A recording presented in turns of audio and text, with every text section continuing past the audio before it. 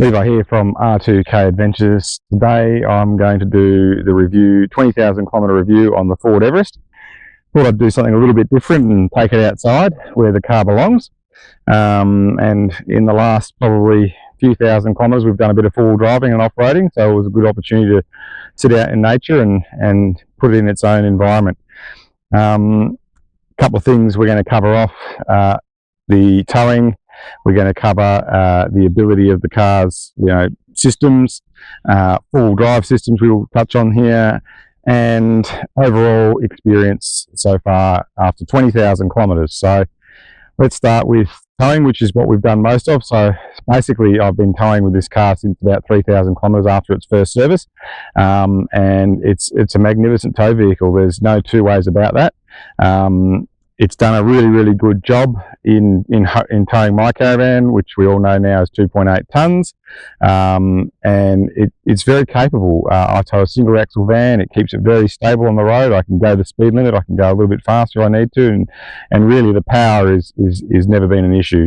Only one time that it has been a problem, and I'm actually going to show you a little bit of a clip of that. We took the car up the Toowoomba Ranges. If everybody knows where that is, it's pretty high, long drive up to the top of the hill. Probably its biggest fail, to be honest. I'll show you the video. It's about a minute long. Watch it towards the end. It does get overheated, and the van was lighter than it's probably ever been, so we really made sure we didn't carry any water or anything extra up that hill. I know how long and how daunting that hill can be, so it was disappointing actually to see and hear that the car was having some issues. So watch that video in a second.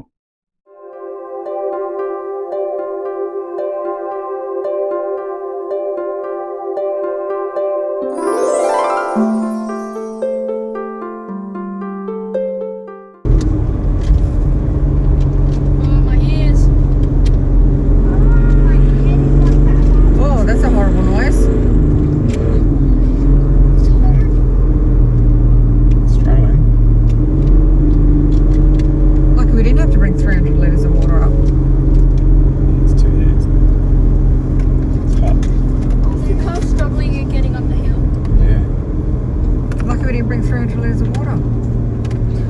Oh, my ears are fine. You just have to do it, Daddy, to how my goods get over. We did say that we would have filled up in town though. We did say we would fill up in town if we were going to have to bring water.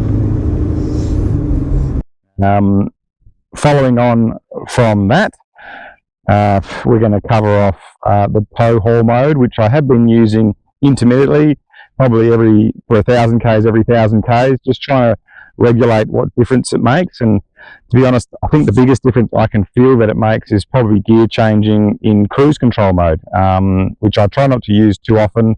And there's a lot of flies out here, by the way, and the tow haul mode really works quite well with the gear changes in cruise mode, I find. So it does automatically put the car into 4 auto, so rather than I normally drive on 2 high if I'm just towing on bitumen, it puts it automatically into 4 auto. Well, at the end of the day, what a difference that makes in regards to fuel, I'm not 100% sure. It doesn't seem to make any difference to me. Towing, still probably reaching around 18 to 20 litres per 100 k's, so that's pretty high I find now. I thought it would probably get better over time, but it hasn't at all. And a lot of the last probably 5,000 or 6,000 k's hasn't been towing with full water tanks as well, so that's normally an extra 300 kilos, so it's been a lot less of the heavy tow. Following on from that, the tow modes and all the warnings, they are still an issue. The car is constantly telling me to have a break. You got to regenerate. You're not you got to rest, and that's after 5-6 minutes of driving. As soon as the wind's high or anything like that, and the car moves out of the lane keeping system, it goes a little bit silly, and it tells you what you can and can't do, and it can be quite frustrating. And it has probably been the bugbearer of driving the car, probably a little bit too much over computerization, I guess, is probably what you could say. Moving on to the next item, I guess, comfort. Car's very comfortable. The cooled seats are a big win on hot days. The heated seats are a great win on cool days. Very comfortable to drive. the driving position is good. Where your elbows sit is really comfortable. Where your hands go on the steering wheel, very comfortable. And all the positions in between, I find the car really, really comfortable. Really like that side of it. The other side is, you know, the kids, they're finding it very comfortable. It was more comfortable than the Ranger in the back seats. And the wife is obviously quite happy as well. I haven't heard any complaints, so that's pretty good. Fuel consumption, again, just touching on that, not as good as I thought it would be. It's probably up there with the Land Cruisers in the V8s and probably even the new V6 model. So that's probably a little bit disappointing as well. But I've done a lot of towing now, nearly 17,000 kilometres of towing in a very short period of time, and it hasn't really improved at all. Or maybe it's not going to, or it shouldn't. I'm not 100% sure. Moving on from that, full driving. So we've done a fair bit of full driving. In fact, I'm sitting here in South Australia at Flinders Ranges after doing the famous Sky Trek out here. And there's some really technical bits on that are very complicated. It's very rocky and there's a lot of sharp edges. And it cruised up the hills, and they were steep, rocky, slippery hills. And we had a bit of rain during the day as well. So to be honest, really, really happy with the full driving. I didn't use any particular modes. I just kept it in 4 low for those hills.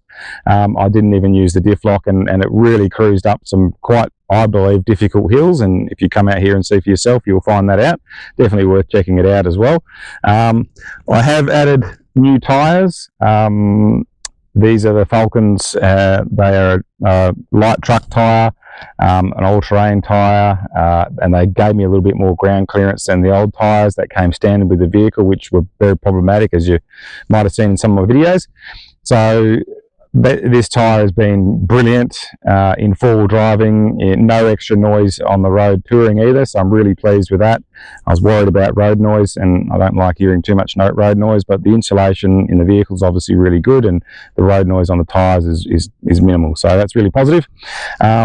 So back to the full driving, just kept my modes really simple, just used the car as I needed to use the car, 4 low, didn't use all the other bits and pieces, and I'm sure that could have made my journey even easier, but I quite like and feel driving the car. I really like to be in control, and that's it does let you do that, so it's really good. At no point did I get bogged or stuck up the hill or anything like that.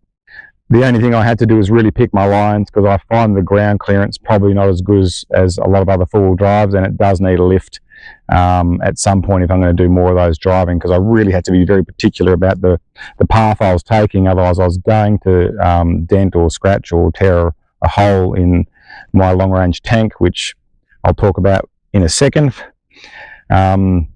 But yeah, overall, full driving experience, really, really positive, all around Australia, all sorts of places. It's been no drama on sand, on rocks, on rough terrain, not a problem whatsoever.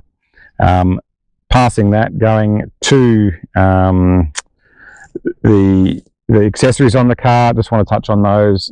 They haven't made a lot of difference in fuel consumption, I don't think. Weight-wise, they're not overly heavy, so it's not really going to add too much to the fuel consumption, I don't think. So I find those accessories that I've added probably the bare minimum for what I need, but again, I think when I get back, I'm going to add an inch lift to the car just to give it that extra ground clearance for those more hardcore off-road tracks that we plan on doing at some stage, and we might do videos down the track on those. But here we are at 20,000 Ks. A few negatives and a few positives, but overall, great value for money vehicle, and a really, really good car to drive, very comfortable. And I haven't really done any city driving in it yet, so when we get back to the city and after maybe 10,000 Ks, I'll do a review on how she goes in the city, and you'll see how it runs there. But overall, a really positive vehicle, and I can comfortably say no mechanical issues, no problems, you know, with any data uploads or anything like that, and it's not due for another service till 28,000 Ks, but when we get back to Perth, I'm sure we'll get it checked over and see how she goes from there. But yeah, really positive car. Enjoy yours, and I'm enjoying mine, and hopefully we can have some more conversations that are in a positive light, and we'll see how we go from there.